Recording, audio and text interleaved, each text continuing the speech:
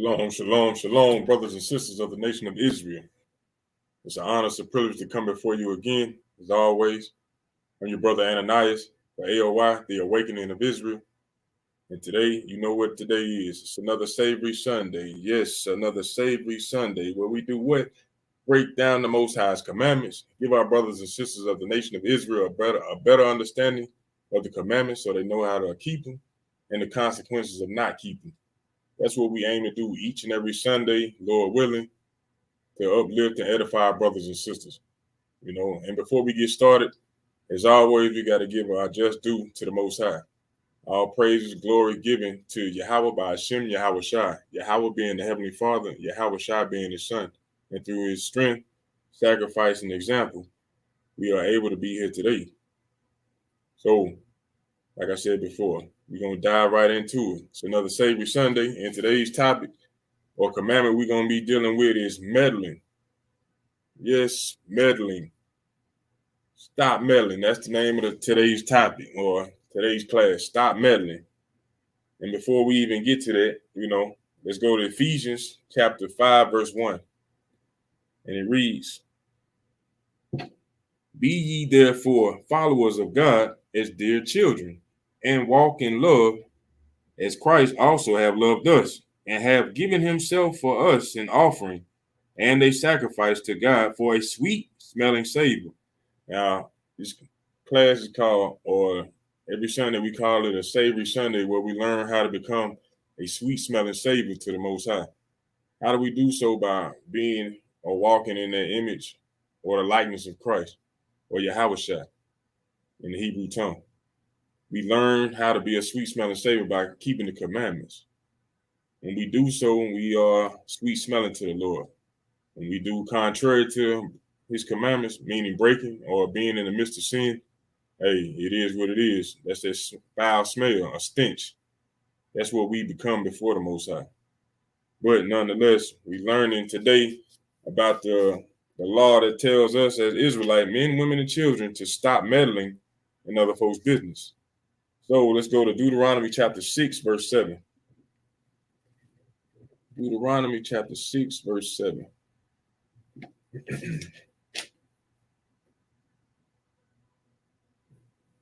I'll start at 1. It says, "Now these are the commandments, the statutes, and the judgments which the Lord your God commanded to teach you, that ye might do them in the land whither ye go to possess it."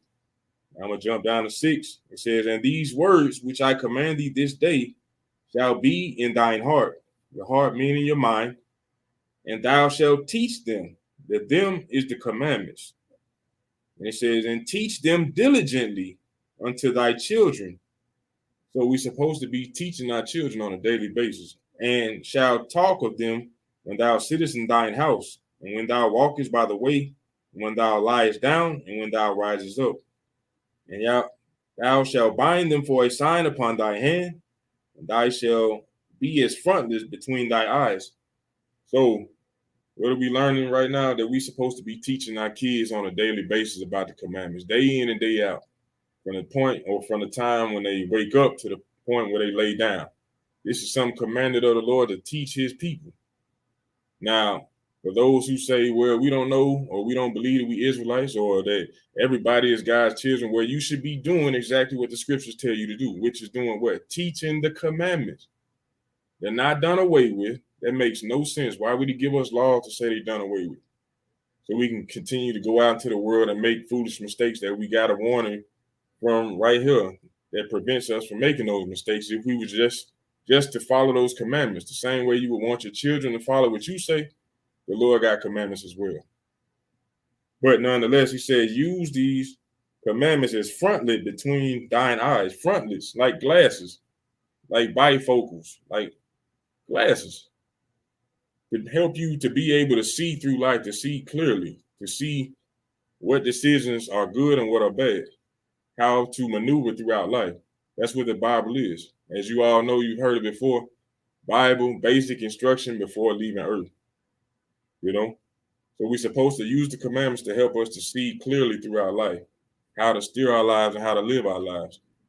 But nonetheless, let's get to it. Let's go to the book of Sirach or Ecclesiasticus in the Apocrypha, chapter 11, verse 7.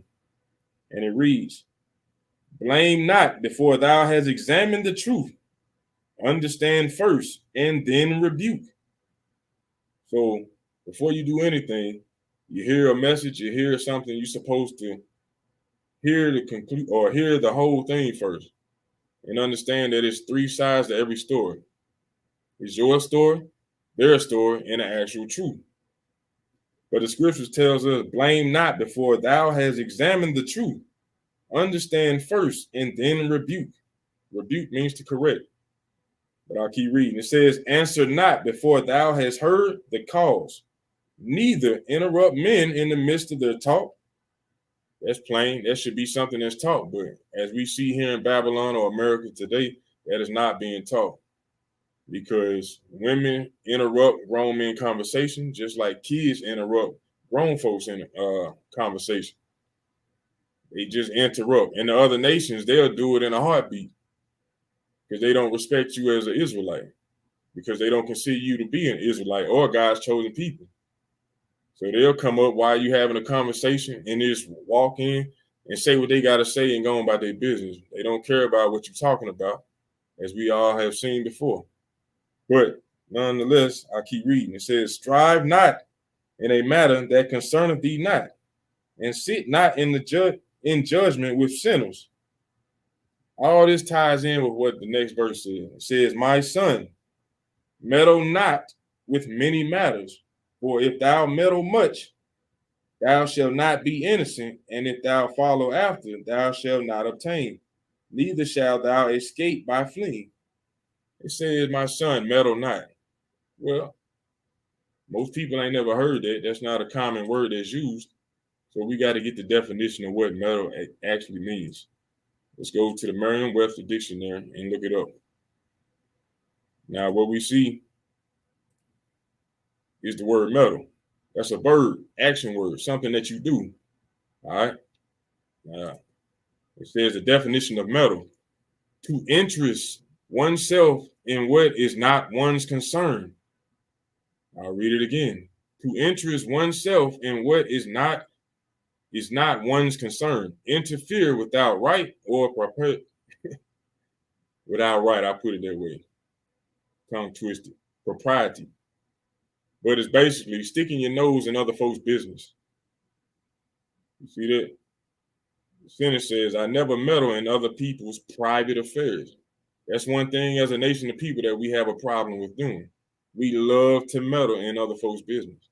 That does not concern us. That's what the other nations do, especially your oppressor. They love to meddle in your business. That's not what the Lord wants for us. Why?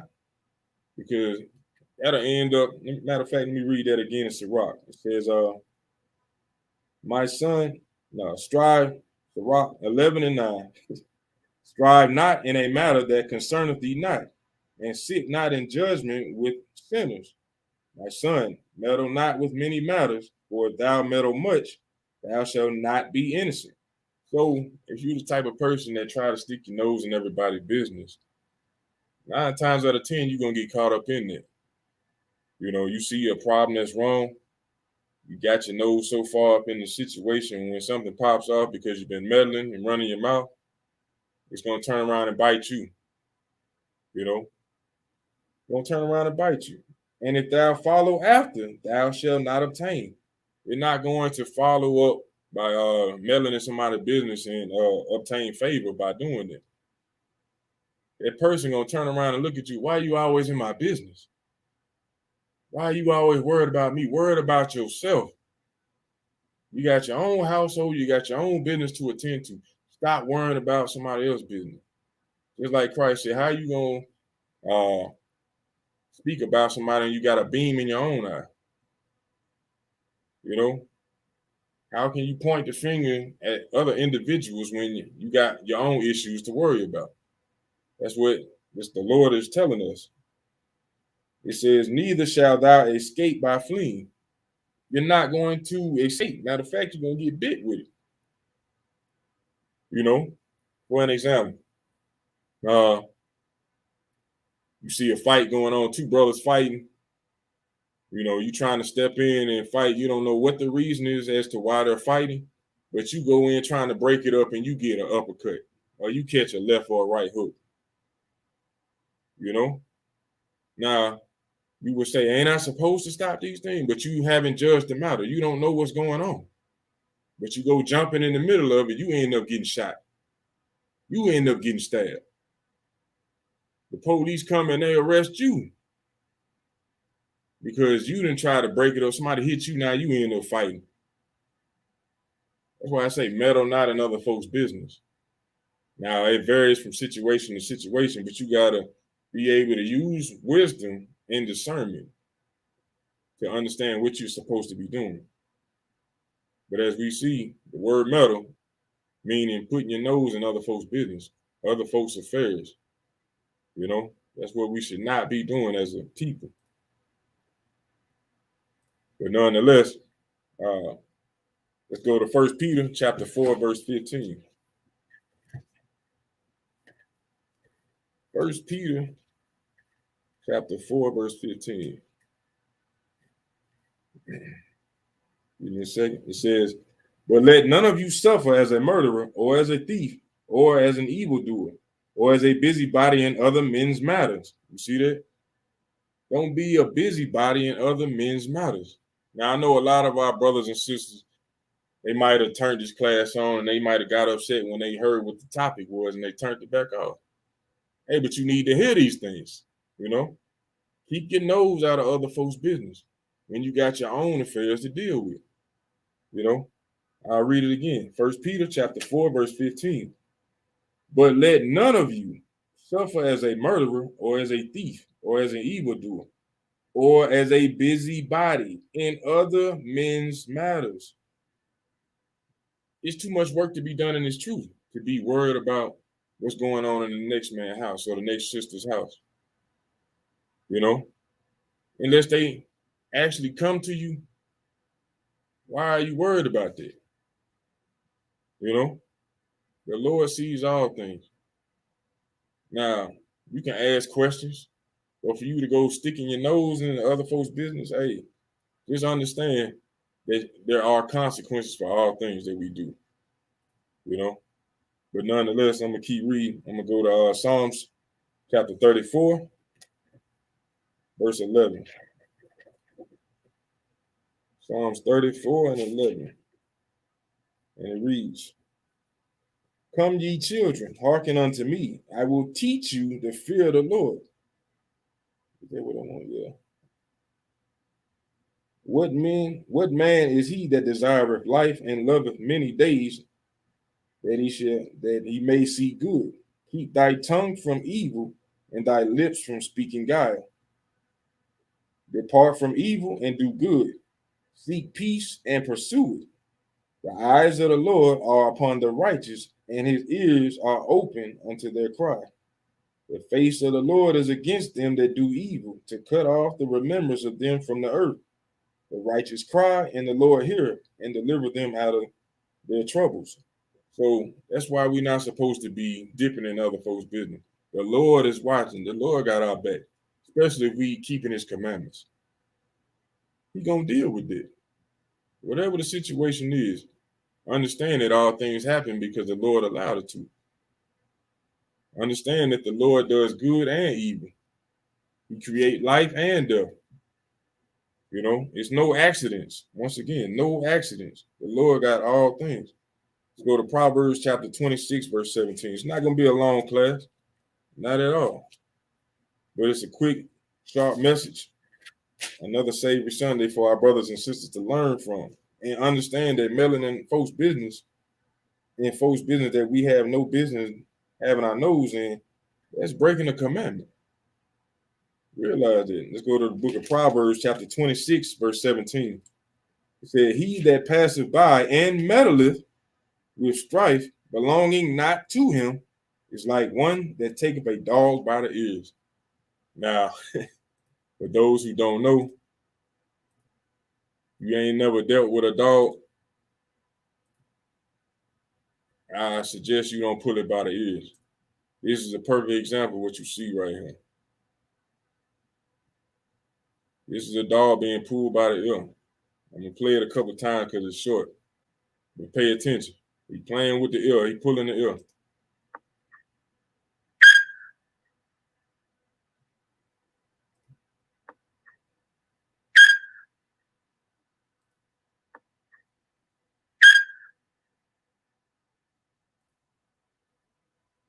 So what is the Lord telling you right there? That if you meddle in other folks' business, you're going to get bit. It ain't no ifs, ands, or buts about it. The Lord is telling you right there what is going to happen when you meddle in other folks' business, especially when concerned belong. Let me read it again. Proverbs 26:17. He that passeth by and meddleth with strife, belonging not to him, is like one that taketh a dog by the ears. You're going to get bit. You're going to get snapped at. So when it happens, don't get in your feelings. Why they talk to me that way? Or when the brother rear up in your face, ready to knock you out, understand that that was already spoken. That's the reaction that's supposed to happen. Why? Because the Lord wrote it that way. He designed it to be that way. You know, understand that. And matter of fact, that's the same thing that's happening to us today uh, in the U.S. You know, that's the same thing going on right now because we over there meddling in uh, Ukraine and Russia business. What's happening to us? We getting bit over here. Gas prices through the roof. Gas done jumped up damn near $2 because of us trying to put sanctions on Russia, trying to meddle in other folks' business. All the food is prices are raising through the roof or rising through the roof. You know, gas prices. And when the economy start collapsing again, what are they gonna say? They're gonna turn around and blame Russia, Ukraine, or are they gonna turn around and blame Biden and his administration? Or will they point the finger at themselves and take accountability for them meddling in other folks' business, as they have always been doing since day one, since they became a country, trying to rule the whole world?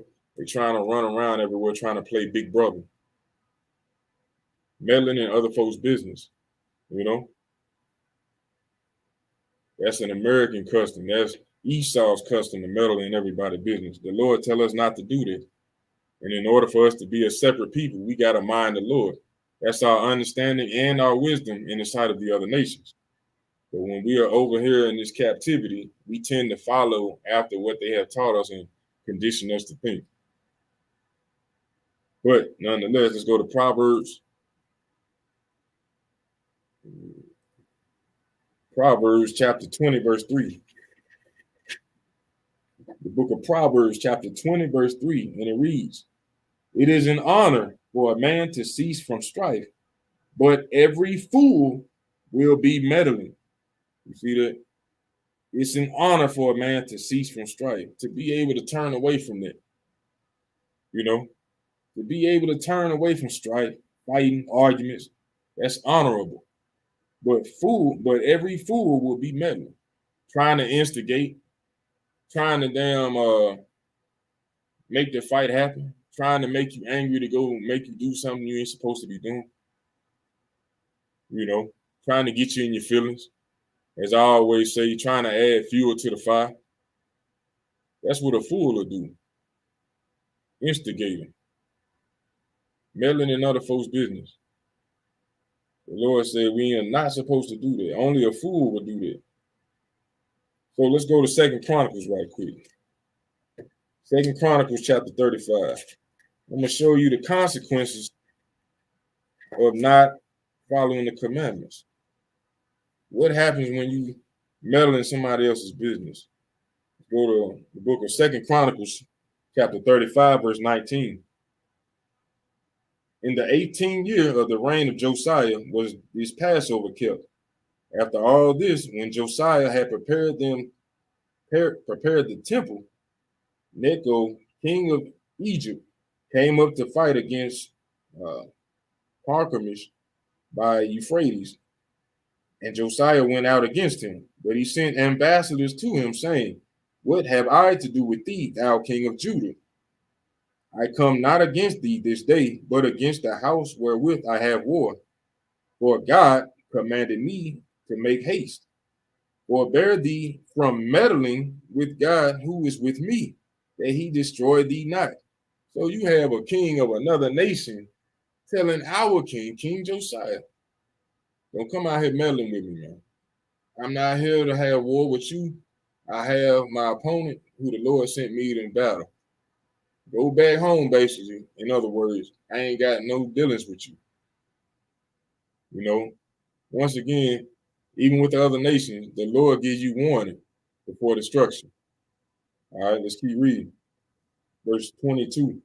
Nevertheless, Josiah would not turn his face from him, but disguised himself, that he might fight with him, and hearkened not unto the words of Necho from the mouth of God, and came to fight in the valley of Megiddo.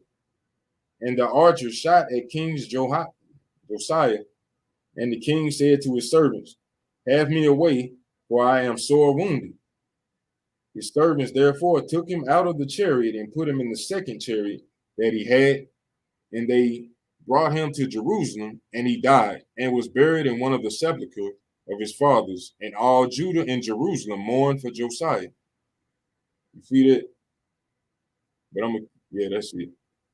Here is a king, supposed to be a wise individual, a brother who was supposed to be doing what? Keeping the commandments.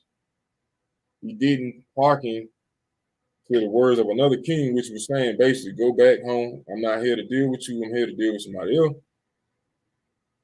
And he also told him this was the word of the Most High. Told him to go back. But he was meddling in other folks' business, and he got bit, just like that dog when you pull in his ear. Got bit, and he ended up dying. What's the wages of sin?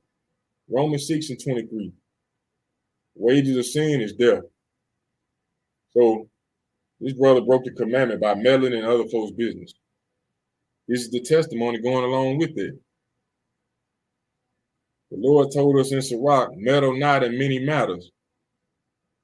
King Josiah meddled in another man's affairs, and he ended up getting shot with an arrow, and he died. He died. As a king, a leader, a ruler, he didn't hearken. He made a foolish decision by leaning on his own understanding rather than trusting in the Lord. He broke the commandment, and he received death as a wage. That's why the Lord tells us to keep the commandments and live. His brother broke the commandments and died. That's why we do these Savory Sundays, to enlighten our brothers and sisters as to what's required of them so that they can live, so that we as a nation of people can live and do what's required of us. You know, I got another video to show you another example of what meddling does, or when meddling goes wrong. I'll put it that way.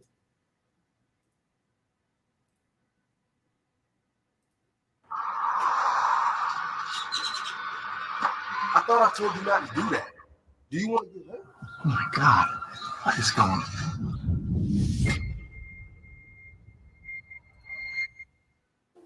Hey. What I heard. We know what we heard. I mean, Karen's heard it too. I mean, and if I go over there, should I bring up the submission? No, those people just moved in a couple weeks ago. They will think you're being desperate.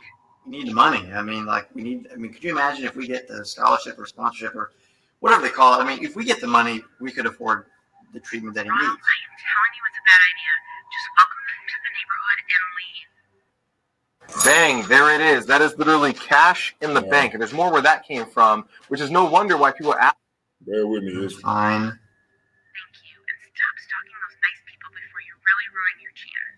All right. All right, sounds good. I'll make sure Karen knows you should call today, and she'll call you back later tonight.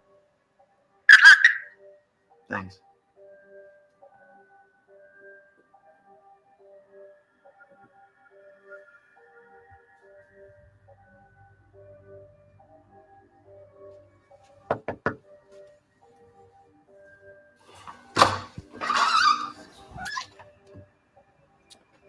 Hi, how can I help you? Hi, my name is Ronald. Me and my wife Karen live next door. Just wanted to come over and welcome you to the neighborhood. Well, thank you. We're still trying to get settled in. Gotcha. Yeah, so my wife's holding the neighborhood like a garden party. So on my honey to-do list is to go tell everybody that their wife's invited. So your wife's invited. So That's nice, but Annette's kind of busy right now. what's that? Everything okay? Yes, everything is okay. Like I said, Annette's kind of busy right now. Is there anything else you need? I need to be rude about it. Just want to show some hospitality. Hospitality. Well, you've been stalking us since Annette and I moved in. Peeping out the window, you know, getting close to the house, trying to see what we're doing. No, I'm sorry. I'm not trying to do anything like that. My nephew's name is Mecca. He's a contestant in the Williford contest, and he's trying to win the prize. And so not only have you been stalking us, but you also have been trying to coerce my wife's and I's decision. And that's immoral. You should be ashamed of yourself. I'm not trying to coerce anything. I just want to tell his story to someone who can help him. Look, we don't have any time for your nonsense. And you know what? We thought that Mecca's application would have been very promising, but since meeting you, you ruined all of his chances. What? I mean, look, he needs his money for his treatment. You're not the type of person that should be sponsored by Winifred doing it. Get out of my face. But just hold 1 sec. Wait, if you just hear me out here, just one. I thought I told you not to do that. Do you want to get hurt? Oh my God. I just going.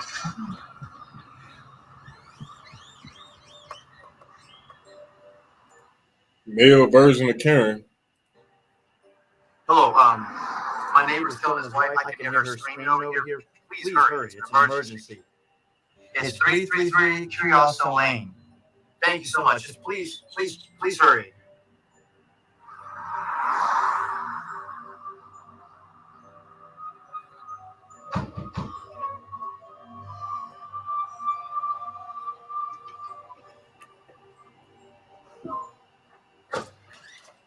Why are you banging on my door like that?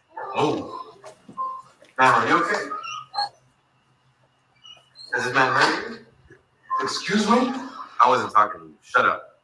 Man, Why they gotta talk to Jake like that, man? That's how the police feel they can deal with us on a daily basis. This man hurt you. Man, this man hurt you. I got a call from your neighbor saying that you were being hurt by this man. wait, you called the cops and told them I was beating my wife? Look, I heard 2 screams in a row. I mean, like back to back. I thought Well, that you was. thought wrong. My wife has lung cancer and a tumor that's causing excruciating pain to her bones. I would never hurt my wife. Now, is this true? Yes. Hey, Malcolm, I'm sorry. I had no idea. If you had minded your own business, this would have never happened. Officer, this man been stalking my home since we moved in. Sir, did you know reporting a false incident is a great crime in this state? Look, I know what I heard. I heard screams. I thought she was in trouble. I was being She was screaming because she ran out of meds. The doctor's on his way with some hydromorphine. Hydromorphine? Wait, I have hydromorphine at my house because I'm a pharmacist. I can bring some over and help you if you need. Oh, so now you want to be nice. First you stalk our home and then you call the cops on us? You've already done enough. So you're under arrest for reporting a false crime? No, wait, you can't do that. I have a nephew who has leukemia. He's coming home any minute. Me and my wife are his primary caretakers. I'm sorry to hear that. But the law is the law. Why have social workers for you? No, you can't. Please, no, you can't do that. I mean, what's going to happen with him? I mean, you can't. I was being a concerned citizen. You can't do this. I'm trying to disturb you guys.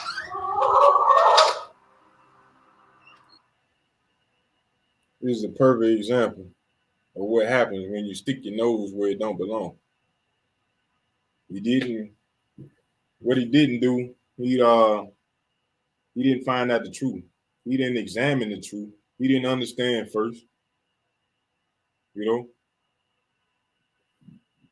He answered before hearing the calls. And then they wouldn't even let the brother explain what was going on. They come in the door, come out, shut up, move. You know? Why the Lord said in Sirach 11:10, my son, meddle not with many matters. Now, this is a perfect scenario of how we do business, according to the American standard. But we're not supposed to be meddling in other folks' business. If thou meddle much, thou shalt not be innocent. He is not innocent in this situation, as many of us. And if thou follow after, thou shalt not obtain any glory, neither shalt thou escape by fleeing. He couldn't flee.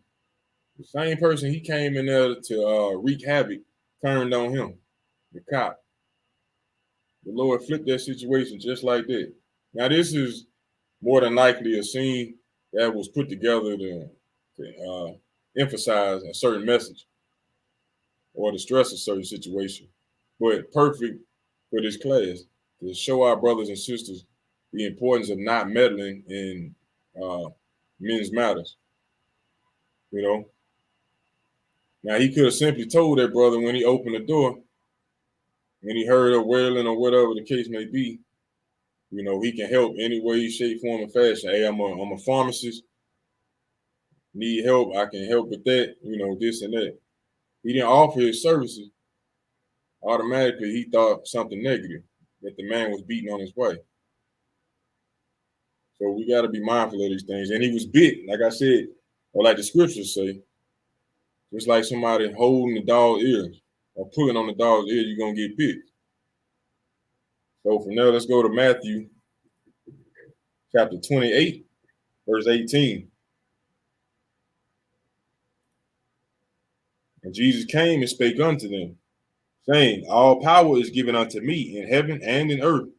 Go ye therefore and teach all nations, baptizing them in the name of the Father and the Son and the Holy Spirit, teaching them to observe all things whatsoever I have commanded you. And lo, I am with you always, even unto the end of the world. So rather than meddling in folks' business, we should be doing what Yahweh or Christ told us to do, which is go into the world and teach this gospel, baptizing them in the name of the Father and the Son and the Holy Ghost.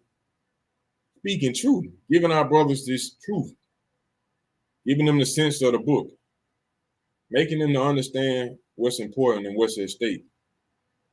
You know, rather than, as we had as an example in that video, we should be uplifting and building upon each other on a daily basis, rather than walking around casing somebody's house, seeing what they got going on in there, or analyzing somebody else's situation, or putting our noses where it don't belong. We should be uplifting our brothers and sisters on a daily basis. It don't matter what we think, how we feel, we should be doing thus saith the Lord every day. Not when we feel like it, but every day.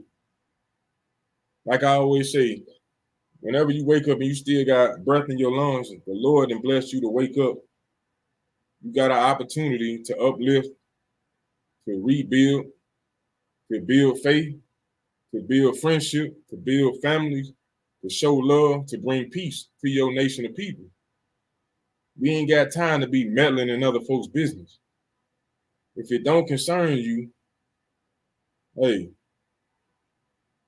stop meddling in folks' business. Understand it. That is very key. Rather than doing all this meddling, we need to be doing what the Lord told us to do. Keep these commandments and teach our brothers and sisters to keep these commandments. Because that's how we're going to get out of this situation that we're in right now. It's not by sticking our nose in the other folks' business. You know, perfect example, I have myself, you know, trying to go help somebody who was in a fight, you know, and that person was jumping on the other individual. Went over there to try to break it up. I did so. Thought I was doing something, man. A couple of days later, they right back together as if nothing happened. So I would have been the fool in that situation, trying to run and be some type of hero. What would have happened if I would have went over there and got punched, shot at, or they would have turned around and lied on me and had me locked up, saying that I was the one causing the problem. That was years ago, but nonetheless, I have to be mindful of what's going on, because I'm going to put my life on the line for this individual thinking I'm doing something, and they turn around and pull guns on me. Y'all done seen it plenty of times in different movies where people act like they're having a fight. Somebody rush over there trying to save them, both for the people who were supposedly in a fight, turn around, pull pistols out, and rob that individual. Act like they on the side of the road with a flat tire, and you pull over trying to help, they can jump out with guns and rob you, stick you in the trunk, whatever the case may be. All of these things have to be considered when dealing with different matters. Trying to be a superhero, as what America portrays things to be, will get you killed. The Lord tell you to think. Keep his commandments. Use them as frontlets to be able to see clearly. You know? And now let's go to Psalms 84 and 9. Book of Psalms, chapter 84, verse 9. It says, Behold, O God, our shield, and look upon the face of thine anointed. For a day in thy courts is better than 1,000. I had rather be a doorkeeper in the house of my God than to dwell in tents of wickedness. For the Lord God is a sun and shield. The Lord will give grace and glory. No thing will he withhold from them that walk uprightly. O Lord of hosts, blessed is the man that trusteth in he. I brought that out to say what? He will not withhold his anything from you. Your protection, the promises for those who walk uprightly, meaning keeping the commandments. For those who seek his face, who trust in him, he will keep protection over those individuals of the nation of Israel. The Lord is going to watch out for them. We need to understand that he keep his eye on the righteous. His ear is toward their prayer, listening to their prayer.